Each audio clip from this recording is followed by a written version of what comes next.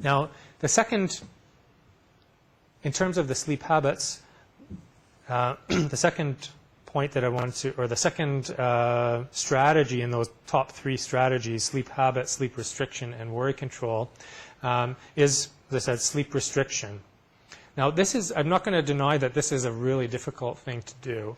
Okay, I'm just going to say that right out front. But let me describe a little bit more about it here.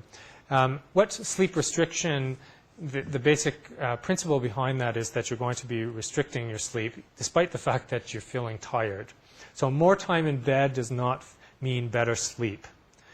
Okay, so as I talked about before, many people spend a lot of time in bed, but they're actually not sleeping. So the goal of this sleep restriction is to increase the concentration, or to increase the sleep efficiency number to greater than 80%, and then gradually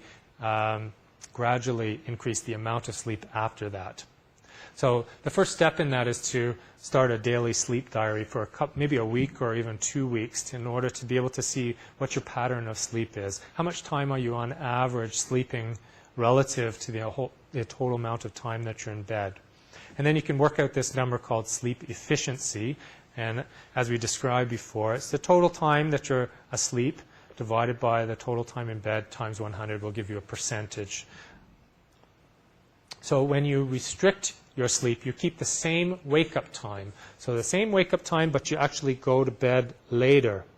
And then once you teach your body to sleep solidly for those 5 hours or 4.5 hours, then you start to increase increase the total amount of time you sleep by keeping the same wake-up time but going to bed a little bit earlier.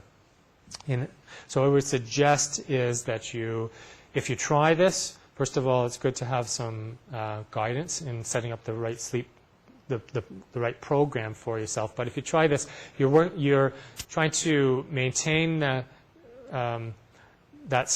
solid sleep for about a week before you start to move it back by half-hour increments. It's difficult because really what you're doing, you're really exhausting yourself. You're getting up at a specified time, and then you're going to bed a lot later, and then you're doing that repeatedly so that when you're training your body that when you go to bed, you're going to fall asleep. Okay, and the last topic that I want to talk about a little bit about is changing our thoughts. Okay, so many people with ongoing pain will say that their mind is really busy and it's difficult to shut your mind down.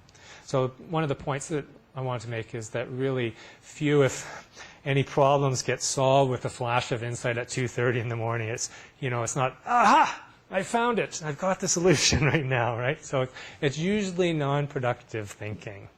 So changing this pattern really starts with developing solid relaxation skills. Okay, that's step 1. So PMR stands for progressive muscle relaxation, and that is a type of relaxation strategy in which you focus your attention on different muscle groups in the body and try and just relax that particular muscle group. And most people will find that by the time that if they start at their toes, by the time that they reach their neck, they're already fast asleep. They won't know that until the next day. I never really did relax those muscles in my face. Okay, and the other different type of relaxation will be imagery based or visualization. So kind of going for a walk in the woods through visualizing that, or lying on a beach, that kind of thing. So starts with solid relaxation skills, learning to become good at that. Again, developing relaxation skills is a skill, meaning that it takes some time to become good at it with practice. Okay, and it's also important to become aware of what we would call, psychologists call, self-talk. And that's the running commentary that we have in our head as you're listening to this, as you're listening to me talk today. You're having certain thoughts that are going through your head. Oh, I'm going to try that, or oh, I'm not going to try that, or this is the best talk I've ever heard in my life, or something like that. Anyways, so this is what we would call self-talk. Now, sometimes when you start to pay attention to that, you can notice patterns in the type of thinking that you have. So here's an example of a particular type of self-talk. So it's in quotes because this is someone's running commentary or the self-talk. So they're saying, you know what, if I don't get to sleep tomorrow, I'm going to be totally ruined tomorrow, and then I'm going to mess up on that presentation, and then I'm not going to get promoted, and we're going to have to sell the house, and that's it. We're going to be out on the street if I don't get to sleep right now. Ah. Okay?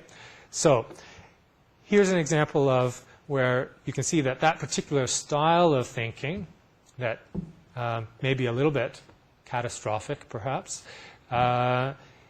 is going to be one in which it's not going to be sleep promoting. So starting to pay attention to that and recognizing, wait a second, you know, can I predict a future here? You know, how else could I think about this? So it's the idea is to start to recognize this type of thinking or this style of thinking and starting to replace it with some, what I would say, more realistic kind of self-talk. So you might say, wait a second, what am I doing here? You know, I may be a bit more tired tomorrow, but chances are that more than one person has given a presentation after a poor night's sleep, and besides, I know more about that topic than anybody else. So in one case, the type of language, the type of things that you say to yourself really ratchet up the stress level, and the other is kind of saying, wait a second, you know what, it may be difficult, but I'll get through it. And that's going to be, you're going to be much more likely to be able to get to sleep when you pay attention to that kind, or you kind of replace that other kind of thinking style with one that's more like this. Okay. Now, other ways to manage worry include setting aside a dedicated to problem solve, and for some people even a worry time. So you can say, you know, between 2 and 3 in the afternoon, I want you to work on those problem areas, or between 2 and 3 in the afternoon, I want you to worry. Worry as hard as you can between those 2 hours, or that hour, and at 3 o'clock you stop. And you stop. So it's, in a sense, one of the things about worry is that it seems to go on forever, and you never really come to conclusions about things. So this kind of puts some definite boundaries on it, so that you know that you have a particular time to think about these things, but that it's not going to intrude into the whole day. So set aside a dedicated time to problem solve, and I wouldn't recommend this being in the evening. So you want to do this earlier in the afternoon, not in the evening before you go to bed. Problem solve on paper, prioritize your worries, and ask yourself, to what extent are they in your control? Okay, there are some things that are in our control and some things that aren't. So you want to look at those things that you have some control over, and then you can set aside some strategy, or set aside some time to take some positive action to deal with those issues. Okay. And then the last thing here is not to review angry situations at bedtime. So there's something about us thinking about angry situations that actually invokes those kind of emotions back in our, so you know, you're lying in bed and you're thinking about, you know, why did that person on Deerfoot cut me off? Who did that person think he is? And all that, and just thinking about those kinds of things gets you emotional and gets the anger going again, and you're not likely to be sleeping. So again, it's recognizing when you start to do this and stopping it right away before you start really getting those emotions going there. Okay, so let me just summarize here. The first point again is that sleeping problems are common.